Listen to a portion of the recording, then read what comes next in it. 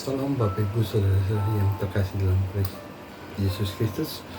Apa kabar? Saya yakin dan percaya Bapak Ibu semua dalam keadaan yang baik.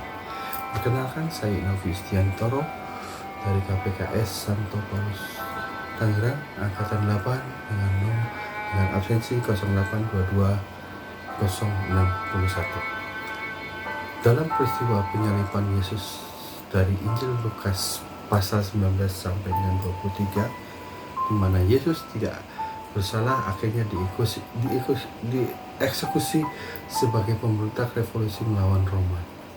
Kita juga akan melihat bahwa hal ini tidak akan mengherankan bagi Yesus, karena ia percaya bahwa kematiannya akan menciptakan masa depan baru bagi bangsa Israel dan seluruh umat manusia. Tibalah pada akhir panjang Yesus menuju Yerusalem. Yesus telah sampai, ia mengendarai seekor keledai menuruni bukit Zaitun menuju ke arah kota, dan orang banyak berkumpul dan memujinya. Diberkatilah dia yang datang sebagai raja dalam nama Tuhan. Mereka menghamparkan jubah mereka di hadapannya. Mengapa Yesus diperlakukan seperti raja? Begini, nabi-nabi Israel zaman dahulu berjanji bahwa suatu hari nanti Allah sendiri yang akan datang untuk menyelamatkan umatnya dan memerintah atas dunia. Pada saat yang lain, para nabi juga berkata bahwa seorang raja akan datang ke Yerusalem untuk menegaskan keadilan dan perdamaian. Jadi Yesus sedang membangkitkan semua harapan bagi bahwa raja itu dan semua orang sangat bersuka cita. Tapi tidak semua bersuka cita. Para pemimpin agama menganggap Yesus sebagai ancaman terhadap kekuasaan mereka. Jadi mereka tidak senang, namun lebih menyejukkan lagi, Yesus sendiri merasa gelisah. Yesus sebenarnya menangis saat ia berada di atas keledai. Kenapa ya? Karena Yesus dapat melihat apa yang akan terjadi. Ia tahu bahwa ia tidak akan diterima sebagai Raja Israel. Ia juga tahu bahwa bangsa Israel akan terus berjalan menuju kehancuran. Mereka mengabaikan orang-orang miskin, mengobarkan pemberontakan melawan penjajahan Romawi. Semua itu akan berakhir dengan kematian. Itulah yang menghancurkan hatinya dan menjadi marah.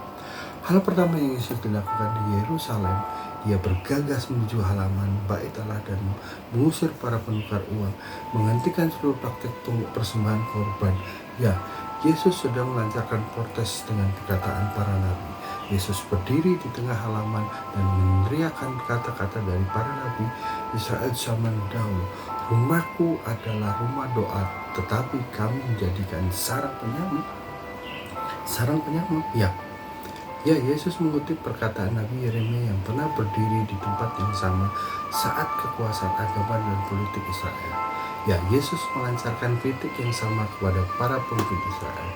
Mereka adalah pemberontak untuk membunuh Yesus. Yesus tidak heran, malahan Yesus membuat agar semua ini terjadi selama perayaan Paskah, yang merupakan Minggu Kudus saat orang-orang Yahudi merayakan kisah lama tentang Allah yang membebaskan mereka dari perbudakan dan menarik mereka dalam ikatan perjanjian. Jadi, Yesus menggunakan lambang-lambang Paskah untuk mengungkapkan makna kematian yang akan datang. Roti yang dipecah melambangkan tubuhnya yang dikorbankan, dan anggur melambangkan darahnya yang akan mengikat perjanjian yang baru antara Allah dan Israel. Yesus akan mati bagi umatnya dan membuka jalan ke masa depan. Setelah selesai perjamuan, Yesus membawa murid-muridnya ke taman untuk berdoa. Yesus bergumul antara keinginannya sebagai manusia untuk menyelamatkan nyawanya atau harus mengorbankan nyawanya. Tetapi Yesus sanggup mengatasi percobaan ini, dan disinilah para pemimpin agama beserta para pengawal Bait Allah menjumpai dan menangkap Yesus. Para pemimpin agama tidak dapat menghukum mati Yesus tanpa izin dari gubernur Romawi yang bernama Pontius Pilatus. Itu sebabnya mereka mengarang tuduhan bahwa Yesus adalah raja pemberontak untuk mengobarkan revolusi melawan Kaisar Romawi. Pilatus bertanya kepada Yesus, "Apakah raja orang Yahudi?" Dan Yesus menjawab, "Engkau sendiri yang mengatakannya." Pilatus dapat melihat bahwa Yesus tidak bersalah dan Yesus tidak pantas dihukum mati. Namun para pemimpin agama itu tetap bersikeras bahwa Yesus adalah orang yang berbahaya. Jadi mereka mencoba bernegosiasi. Pilatus akan membebaskan pemberontak yang sebenarnya melawan Roma yang bernama Barabas sebagai gantinya Yesus. Jadi orang yang tidak bersalah dihukum menggantikan orang yang bersalah. Yesus digiring bersama 2 orang penjahat lainnya. Yesus dipaku ke alat hukuman Romawi dan orang-orang mengolok-olok dia. Hei, jika engkau adalah raja orang Yahudi, selamatkanlah dirimu dan kami.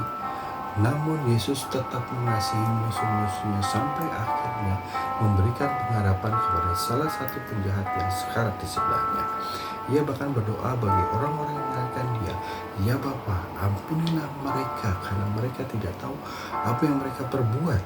Kemudian langit menjadi gelap. Orang-orang yang tidak berusaha mati sebagai pemberontak. Lalu Yesus berseru dengan kata-kata, Ya Bapa, ke dalam tanganmu kuserahkan nyawaku. Kemudian Yesus pun mati tanpa dosa dan seorang diri. Akhirnya, penyaliban dan kematian Yesus mengingatkan akan kedalaman pengorbanan Yesus dan pengampunan yang Yesus tawarkan kepada kita.